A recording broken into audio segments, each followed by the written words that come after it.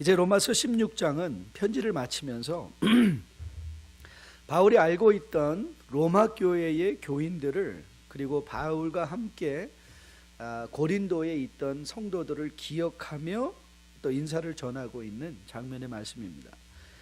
바울이 본문에서 언급하고 있는 사람의 이름은 총 33명입니다. 33명의 이름이 언급되고 있는데, 아니 오늘 성찬 예배에 이런 이름들이 언급되어지고 있는 장면의 말씀에서도 우리가 실질적으로 삶에 받을 교훈이 있을까? 있습니다.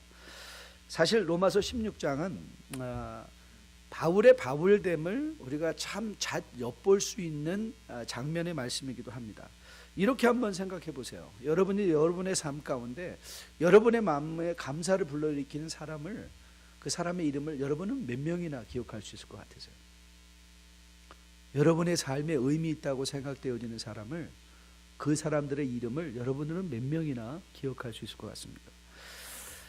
우리는 이미 알고 있듯이 여기 언급된 33명은 로마 교회와 고린도 교회와의 연결된 사람일 뿐이지 바울의 그 사역에는 많은 사람들이 있었음을 우리가 보게 됩니다. 아무리 읽어도 제가 질리지가 않는 시가 하나 있어요. 제가 제일 좋아하는 시 중에 하나가 함석헌옹의 그대 그런 사람을 가졌는가라는 시입니다. 제가 한번 읽어드릴게요. 한번 들어보시죠. 말리길 나서는 길 처자를 내맡기며 맘 놓고 갈만한 사람, 그 사람을 그대는 가졌는가. 온 세상이 나를 버려 마음이 외로울 때도 저 맘이야 하고 믿어지는 그 사람을 그대는 가졌는가.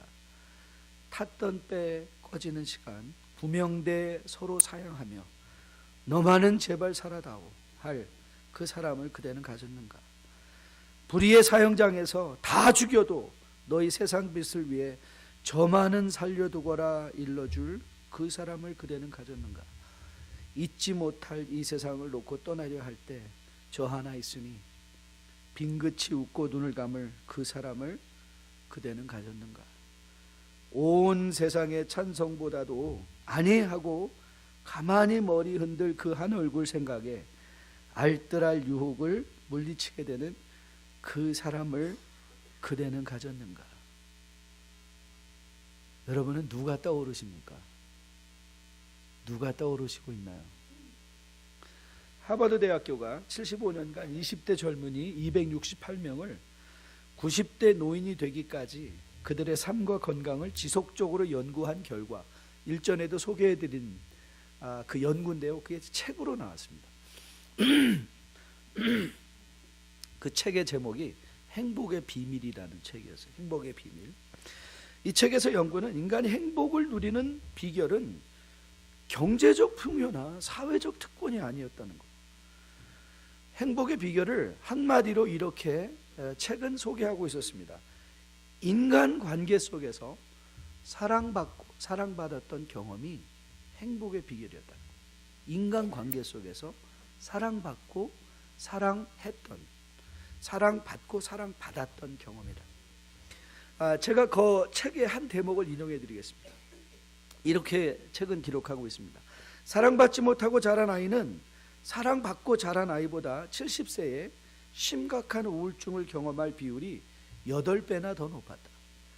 어린 시절 어머니와 따뜻한 관계를 갖지 못한 사람일수록 노년기에 치매에 걸릴 확률이 훨씬 높았고, 아버지와 관계가 좋지 않았던 사람일수록 결혼 생활이 불행했다.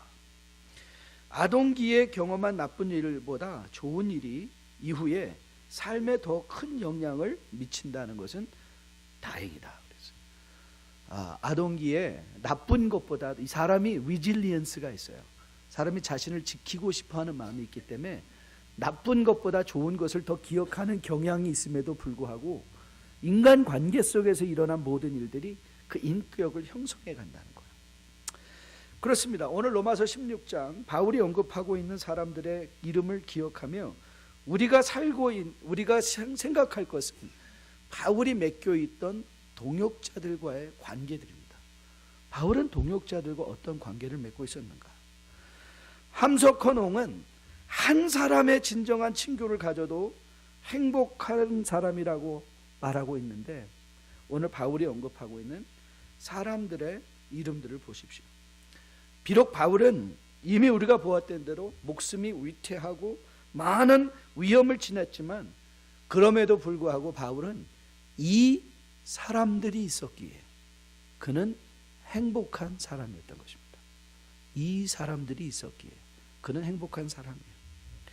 오늘 우리가 성찬예배 본문으로 정한 구절에서 언급하고 인물은 겐그리아 교회의 일꾼 베베입니다. 영어 번역이 훨씬 좋은 것 같아요. 피비. 이 이름을 듣고 갑자기 딸을 하나 더 낳아야 되나? 라는 포기했습니다. 한국말 성경은 베베를 추천한다라는 말을 사용하고 있죠. 근데 이 추천한다는 말을 영어는 commend 한다고 적었습니다. 그러니까 recommendation이 아니라 우리가 흔히 이 사람을 뭐 일을 위해서 내가 추천해 이런 차원이 아니라 이 commend 하다라는 영어의 단어는 나는 베베를 인정한다. 나는 그를 칭찬하고 싶다.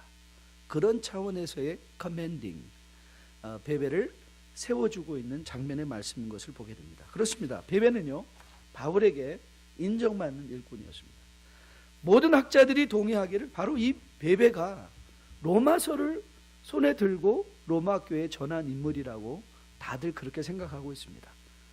그럼 어떻게 베베는 바울에게 이렇게 인정받는 일꾼이 되었을까? 바울은 즉시 말하고 있어요. 베베가 어떤 사람이었는가? 그가 여러 사람과 나의 보호자가 되었다. 그랬어요. 베베는 어떤 사람이었다고요? 바울뿐만 아니라 여러 교회 사람들에게 보호자가 되었던 사람.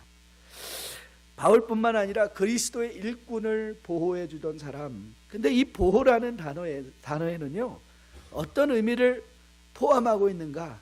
베베가 이들을 보호했다라는 말은 베베가 이들을 위하여 물질적으로 공급했고 영적인 격려를 했으며 그들을 위하여 헌신하고 섬겨줬다는 많은 뜻이 우리의 보호자다라는 그 보호라는 단어 속에 포함되어 있는 거예요. 그러면 우리는 가끔 이런 생각을 하죠. 도대체 나를 이렇게 보호해주고 사랑해줄 수 있는 사람은 어디 있는 거야? 그래서 교회를 막 돌아다녀요. 이 교회도 나를 보호해주고 나를 이렇게 도와줄 사람이 어디 있어? 그러면서 이 교회는 사랑이 없어 그러면서 떠나는 사람 무지 많습니다. 근데 여러분 한 가지 분명한 사실은요, 여러분과 저 누구도 다른 사람을 바꿀 수 없습니다. 여러분 자꾸 사람 바꾸려고 하지 마십시오. 우리의 영역 바뀝니다.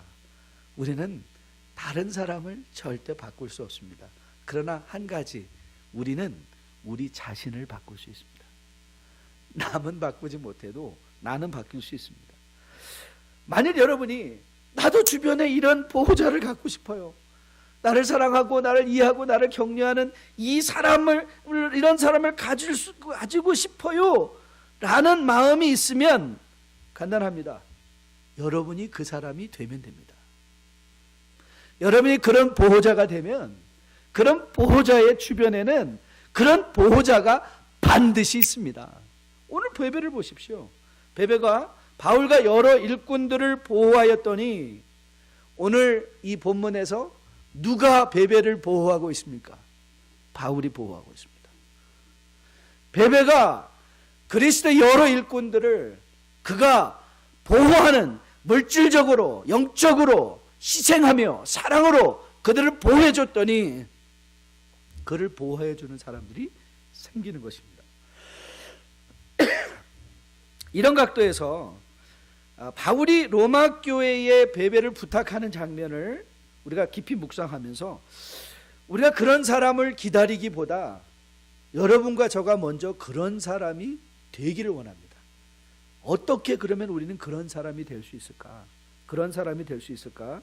오늘 바울이 로마 교회에 베베를 위하여 두 가지 요청을 하고 있는 장면을 보게 됩니다. 두 가지 요청을 베베가 하고 있어요. 우리 같이 한번 2절 말씀을 읽어보도록 하겠습니다. 같이 말씀을 읽자고 할 때는 제가 물 마시려고 하는 거니까 잘 읽어주십시오. 자, 같이 말씀 2절을 함께 읽겠습니다. 시작.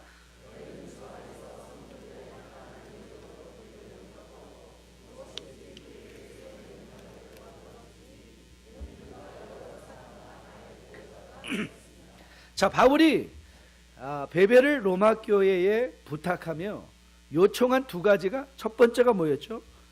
합당한 예절로 그를 영접하라. 합당한 예절이었고요. 그 다음에 두 번째는 뭐였습니까? 그의 소용되는 모든 것을 그를 위하여 도우라. 이 두 가지를 부탁하고 있어요. 자, 우리는 이 말을 어떻게 적용하려고 하는가 하면, 바울이 베베를 부탁하고 있는 그 장면의 말씀을, 그렇구나, 우리가 어떻게 주변 사람들에게, 이웃들을 보호하며 그들에게 사랑받는 사람이 될 수 있을까? 두 가지입니다. 합당한 예절로 사람들을 대하라, 그들을 위하여 실질적인 도움을 주라. 이 두 가지예요. 자, 한번 살펴볼까요? 저는 한국말 성경에 합당한 예절이 훨씬 좋습니다. 영어 성경보다. In a manner worthy. 여러분, 우리가 어떻게 이웃들에게 사랑받는 사람이 될 수 있는지 아십니까? 예, 이웃에게 합당한 예절로 그들을 대할 때 사랑받을 수 있습니다. 인정받을 수 있습니다. 존경받을 수 있습니다. 자, 그러면 우리가 깊이 더 생각해야 될 게 뭐냐면, 그럼 도대체 성도의 합당한 예절은 뭐냐는 거예요. 합당한 예절이라는 게 뭘까?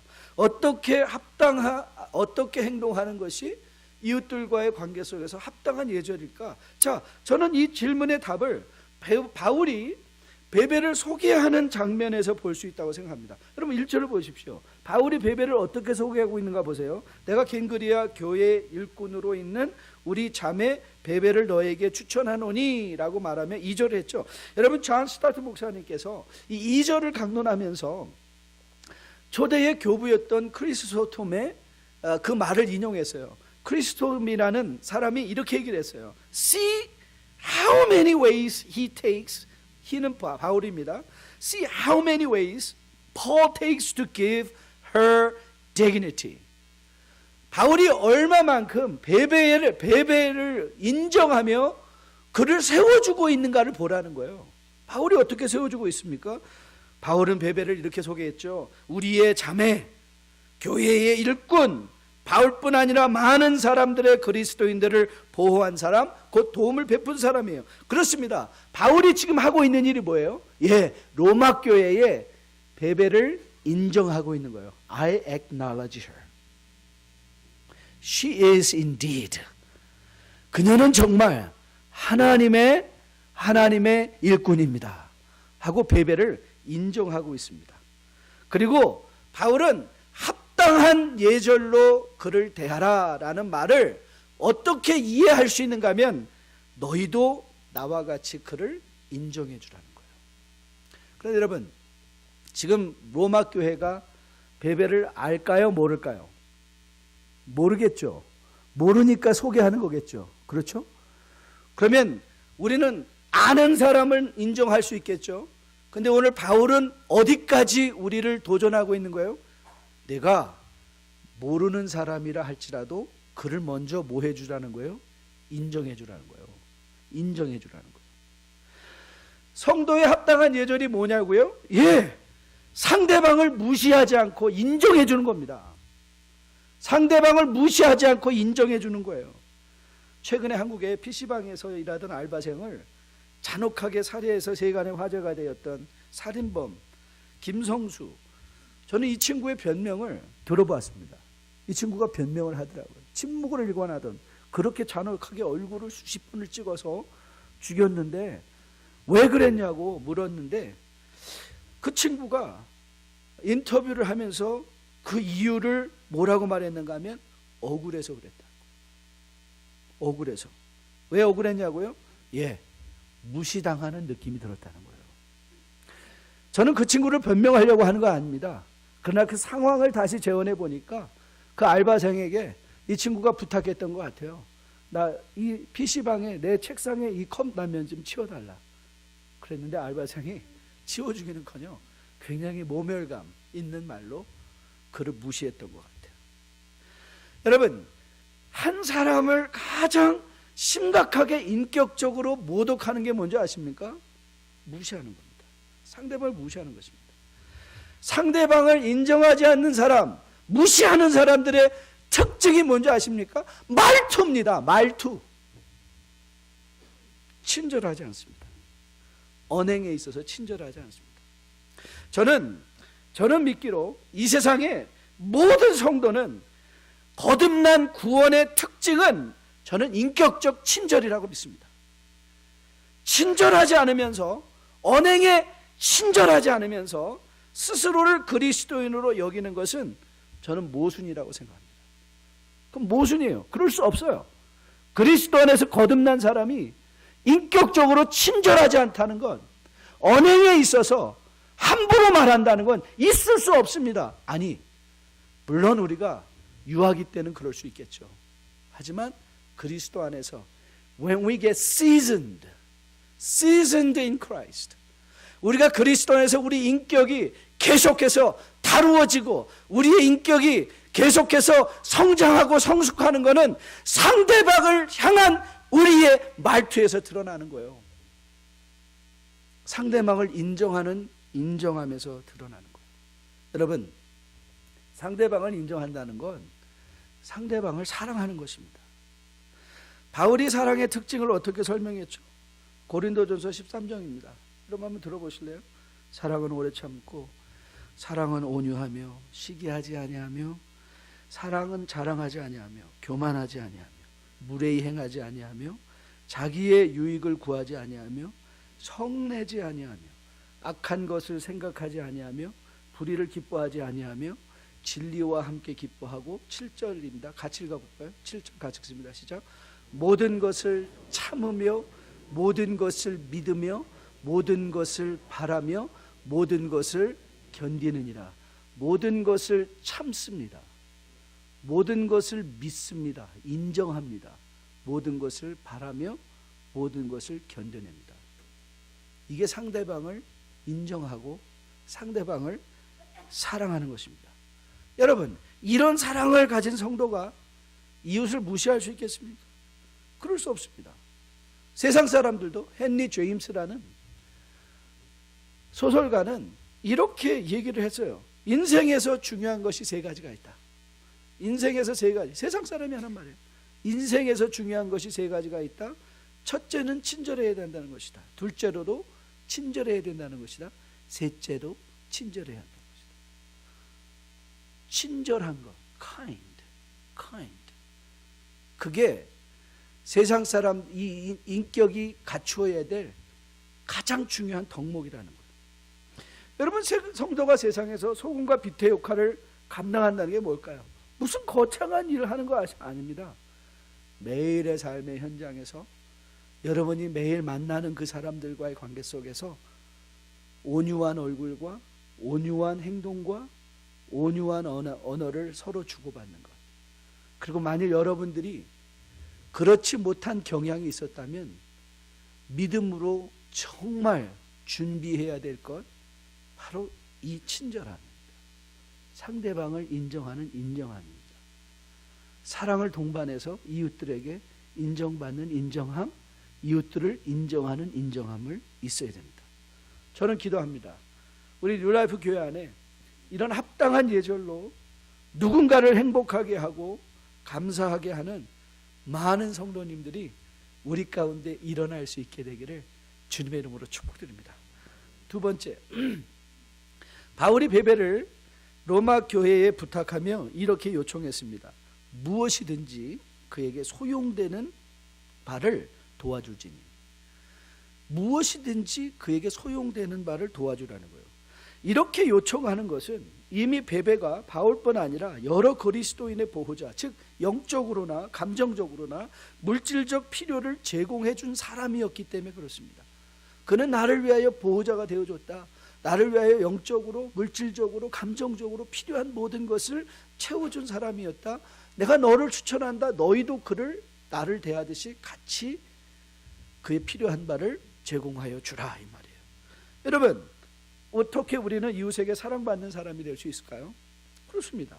이웃의 필요를 실질적으로 돕는 희생을 감수할 수 있는 사람입니다. 희생은 내 것을 포기하는 것입니다. 나의 편함을 이웃을 위하여 기꺼이 불편함을 감수하겠다는 것이죠.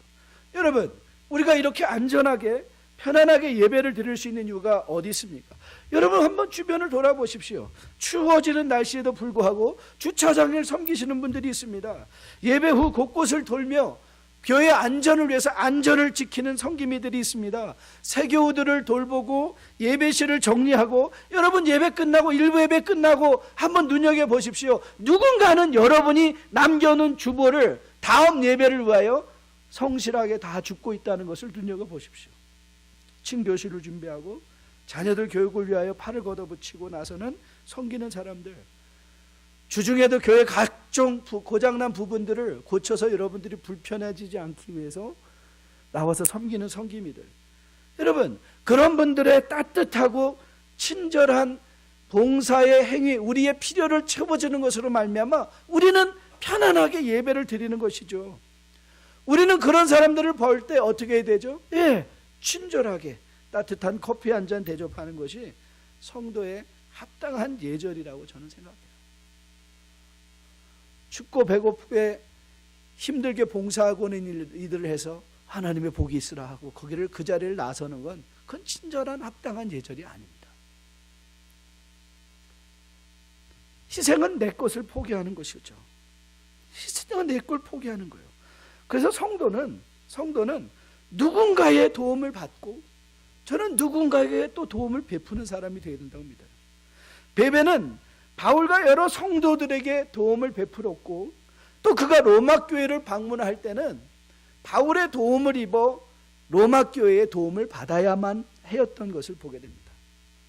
여러분, 이 세상을 홀로 살아가는 사람은 없습니다. 우리는 누군가의 희생으로 지금 여기에 서 있는 것이죠. 또 우리는 희생을 해야 누군가를 섬길 수 있는 것입니다. 그렇게 인간은 이렇듯 저렇듯 서로 도움을 주고 도움을 받는 관계로 엮어져서 그 관계가 하나님의 영광을 드러내는 것이죠. 이웃에게 사랑받는 도움을 제공하기 위해서 우리가 기억해야 될 두 가지 성경적 교훈이 저는 있다고 믿어요. 먼저는 주님께서 마태복음 6장 산상수훈의 교훈을 하시면서 주신 말씀, 6장 3절과 4절 말씀인데요. 우리 같이 한번 한 목소리로 읽어볼까요? 같이 한번 읽습니다. 시작. 내 구제함을 은밀하게 하라. 은밀한 중에 보시는 너희 아버지께서 갚으시리라. 그리고 두 번째 말씀은요, 데살로니가 후서 3장 13절에서 권면하는 바울의 권면입니다. 같이 한번 읽어볼까요? 시작. 형제들아, 너희는 선을 행하다가 낙심하지 말라. 저는 마태복음의 교훈을 여러분이 기억하기 쉬운 아주 한마디 말로 제가 다시 의역해서 말씀드리겠습니다. 오른손이 하는 것을 왼손이 알지 못하게 하라. 한마디로 이렇게 이해하시면 됩니다. 공치사하지 말라. 공치사하지 말라. 여러분, 공치사가 뭔가 국어사전을 찾아봤더니 이렇게 그 뜻풀이가 되어 있더라고요. 남을 위하여 수고한 것을 생색내며 스스로 자랑한다. 남을 위하여 수고한 것을 생색내며 스스로 자랑한다. 참 얼마나 적절한 표현인지 모르겠습니다. 여러분, 희생적 섬김은 공치사하지 않습니다.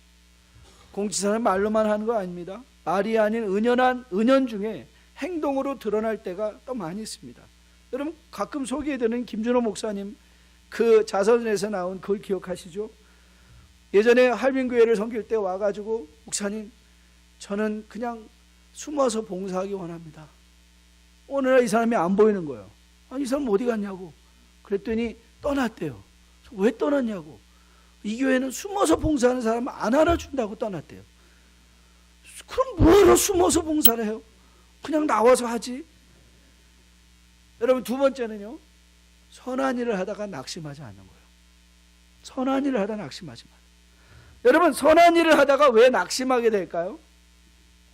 선한 일을 하다가 낙심하게 되는 이유는 딱 한 가지입니다.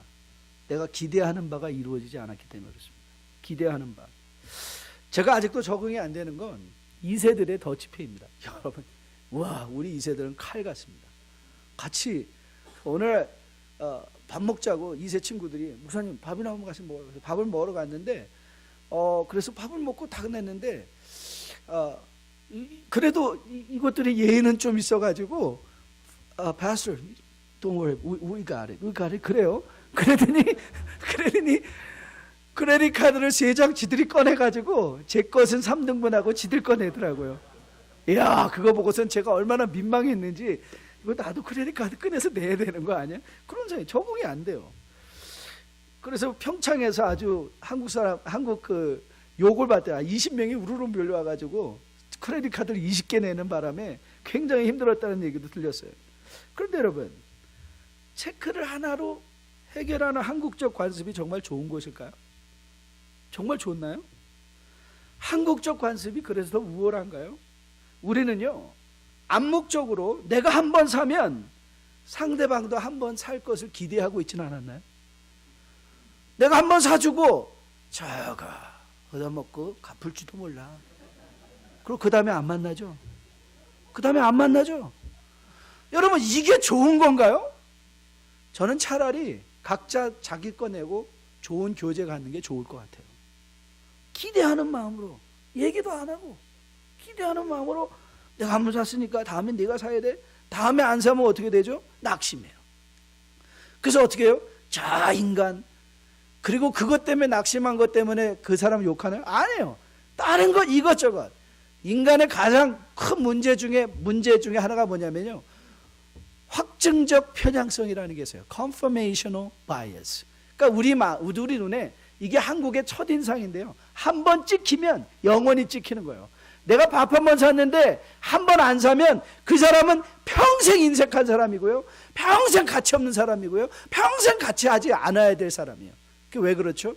자기 안에 선한 일을 하고 이미 기대를 했어요. 그러니까 선한 일이 아니에요. 선한 일을 하면 낙심하지 말아야 돼요. 상대방이 어떻게 반응했든지 낙심하지 않는 거예요. 여러분, 우리의 희생과 헌신을 하나님께서 기억하십니다. 그렇기에 우리의 희생과 헌신은 사람을 위한 것이 아닙니다. 우리가 진정하게 이웃들과 함께 이웃 누구에겐가 가치 있는 사람이 되고, 누구에겐가 인정받는 사람이 되고, 누구를 인정하고 누구에겐가 가치 있는 친구를 가질 수 있는 이유는 어디인 줄 아십니까? 네, 희생하는 마음으로 아무런 기대 없이 그들의 필요를 채워주는 것입니다. 그러면 우리는 그런 사람을 또 친구로 가질 수 있게 되는 것이죠. 질환지교 소프트라는 회사가 있습니다. 그 회사에 오치영 대표라는 분이 계신데요, 제가 이분이 행복한 경영이라는 사이트에서 이분의 그 협상 원칙을 소개해놨어요. 이분이 예수 믿는 사람인지 아닌지 모르겠는데요, 이분이 이런 말을 하시더라고요. 협상에 항상 성공하는 비결.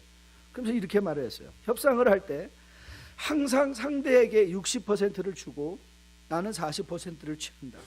그렇게 하면 상대방은 비로소 서로 비슷하게 나눠 가졌다, 저 사람은 공평하다라고 생각하며 마음을 열기 시작한다. 그 이후로는 협상이 순조롭게 전개된다. 항상 먼저 준다고 생각하면 결국 내가 더 많이 얻게 된다 그랬어요. 놀랍지 않아요?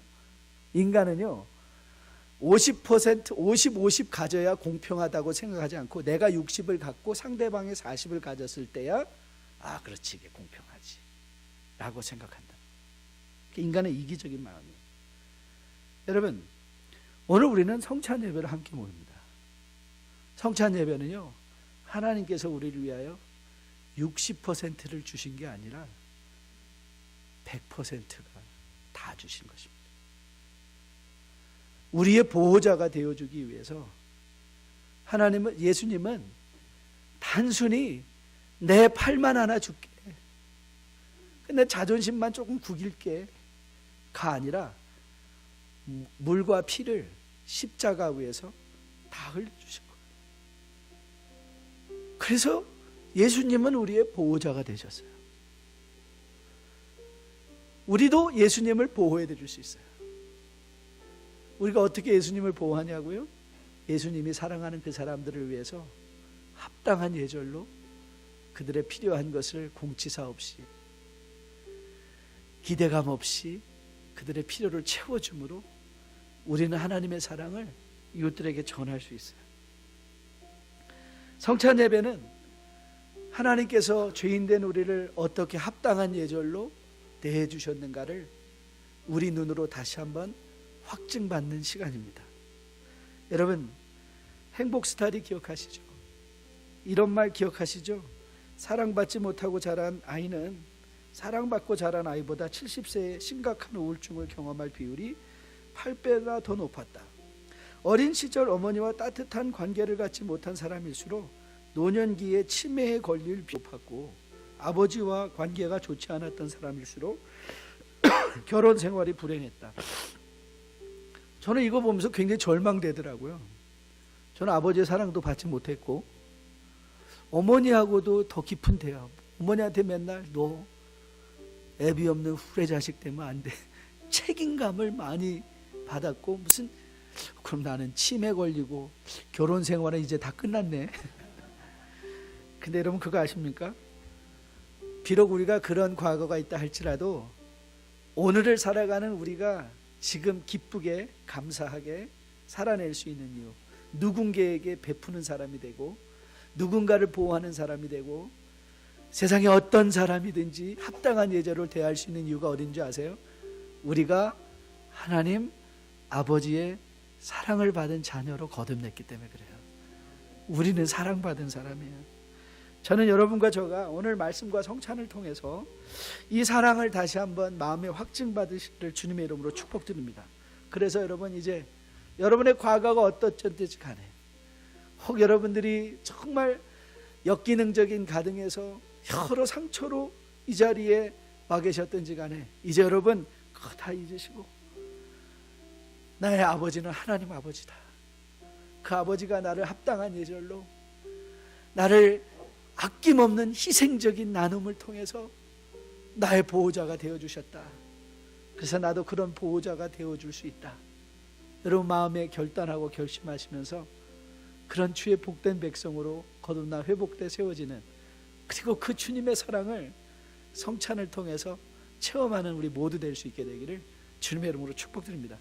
우리 주 달려 죽은 십자가 우리 함께 찬양 올리면서 우리 성찬 받을 준비 한번 했으면 좋겠어요. 아버지, 내가 이렇게 주님의 보호를 받은 사람이군요.